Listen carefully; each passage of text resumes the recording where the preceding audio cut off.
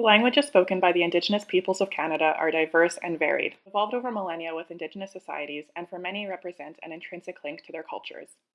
Before colonization, there is no one dominant language on Turtle Island or in what is now Canada. Individuals may have spoken more than one language to facilitate communication with other nations, and languages evolved to incorporate words and themes from each other. With colonization came the interrelated ideas of cultural and linguistic supremacy.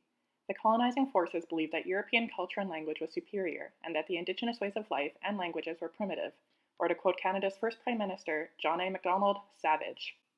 Beginning with the British North America Act in 1867, the British and French waged a cultural war against the Indigenous nations of Canada in an attempt to assimilate and cut Indigenous people off from their traditions, including their languages.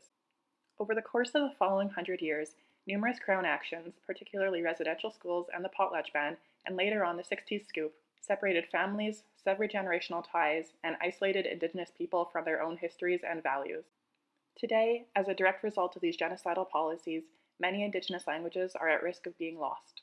The next point is revitalizing Indigenous languages, where we will be speaking about how revitalizing languages helps Indigenous peoples connect to their culture, passing on wisdom and teachings from their ancestors, reducing the youth suicide rate, and then speaking about the Language House program, where 3 young Indigenous adults are revitalizing their own language.